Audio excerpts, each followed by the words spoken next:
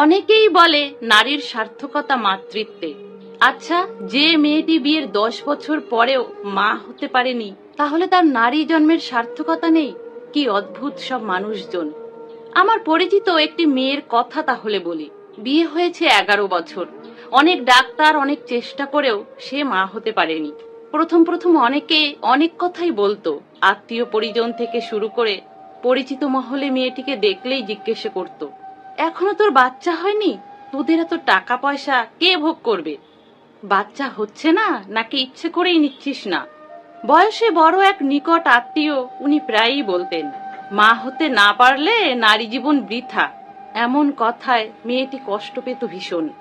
যেখানেই যেত সেই একই কথা, কেন বাচ্চা হয়নি? মেয়েটিকে বুঝিয়ে দেওয়া হতো এ সমাজে মা হতে না পারলে তার কোনো মর্যাদা নেই। প্রথম কয়েক বছর নিজেকে এক প্রকার ঘরবন্দি করে ফেলেছিল মেয়েটা। পরে যখন বুঝলো মা হতে পারাটা তার তো হাতে নেই। এই পৃথিবীতে সবাই কি গর্ভধারিণী হতে পারে? মা শারদা, মাদার টেরিজা গর্ভধারণ না করেও তো তারা জগতের মা। নিজেকে একসময় বদলে নিল মেয়েটি। এই নিয়ে কেউ যখন কথা বলতো আর গায়ে মাখতো না, বরং উল্টে জবাব দিতে শিখলো। এক সময়ের পরে মানুষ তার কোমল সত্তাটাকে লুকিয়ে নিয়ে কঠিন মোড়কে নিজেকে মুড়ে নেয়। আসলে পরিস্থিতি তাকে এমনটা হতে বাধ্য করে। তো একদিন ওই আত্মীয়া যে বলতেন বাচ্চা না হলে একটা মেয়ের জীবন বৃথা, উনি একদিন এক অনুষ্ঠান বাড়িতে ভরা আসরে কথাটা তুললেন। সকলের সামনে ব্যাপারটা মুখরোচক ভাবে বলতে শুরু করলেন, এই যে আমাদের বিপাশা, ওর যদি একটা বাচ্চা থাকতো কত ভালো হতো, তাই না? কি সুন্দর মা মা করে ডাকতো। মা ডাক শুনতে না পেলে এ জীবনে তো কিছুই পাওয়া হলো না। বিপাশা বুঝে গিয়েছিল সব জায়গায় চুপ করে থাকা মানে নিজের দুর্বলতা প্রকাশ করা।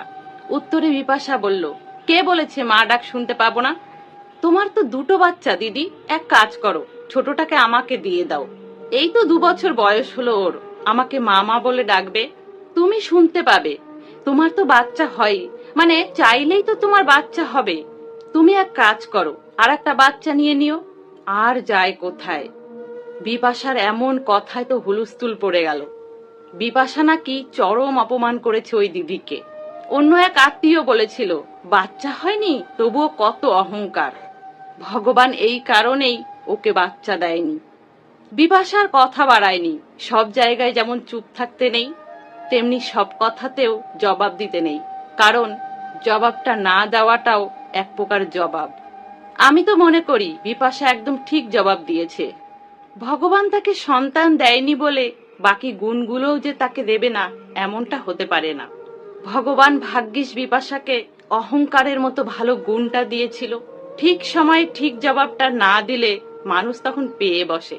যাদের কমন সেন্সের অভাব, তাদের সেন্স ফেরানোর জন্য এমন অহংকারের অস্ত্র তো প্রয়োগ করতেই হবে, যাতে দ্বিতীয়বার আর সেই ভুলটা না করে। মেয়ে হয়ে জন্মেছেই বলে তাকে নরম হয়ে থাকতে হবে? মেয়েদের একটা একটা তেজ থাকা দরকার, যে তেজটা বিপাশা তৈরি করেছে। শক্ত হলে তবেই তো ভক্ত হবে। আমাদের জীবনের গল্পটা প্রত্যেকের আলাদা আলাদা। কার বুকে কতটা যন্ত্রণা লুকিয়ে আছে বাইরে থেকে বোঝা বোধ করি খুবই কঠিন। বোধ বুদ্ধিহীন মানুষ সেটা বুঝলে তো যে প্রশ্নটা করলে মানুষ সব থেকে বেশি অস্বস্তিতে পড়বে, লজ্জায় কুকড়ে যাবে, সেগুলোই জিজ্ঞাসা করে নিজেদের পৈশাচিক আনন্দ চরিতার্থ করবেই। দেখবেন কেউ কেউ আছে মানুষের দুর্বল জায়গাগুলোতেই কামড় বসাবে। সব জানে তবুও জিজ্ঞাসা করবে, কেন বিয়ে হয়নি, কেন বাচ্চা হয়নি, কেন চাকরি হয়নি, কেন ডিভোর্স হলো? হাজার রকমের প্রশ্ন। মাঝে মাঝে ভাবি যারা এগুলো জিজ্ঞাসা করে তাদের লাভটাই বাকি। কিছু মানুষের এই দোষগুলো রক্তেই থাকে। যাদের স্বভাব যায় না মোলে, তাদের সপাটে জবাব দিয়ে নিজেকে বাঁচাতে হয়। এই সুন্দর গল্পটি লিখেছেন সরজিৎ ঘোষ। তাহলে বন্ধুরা, গল্পটা আপনাদের কেমন লাগলো কমেন্টে অবশ্যই জানাবেন। সকলে ভালো থাকবেন, সুস্থ থাকবেন।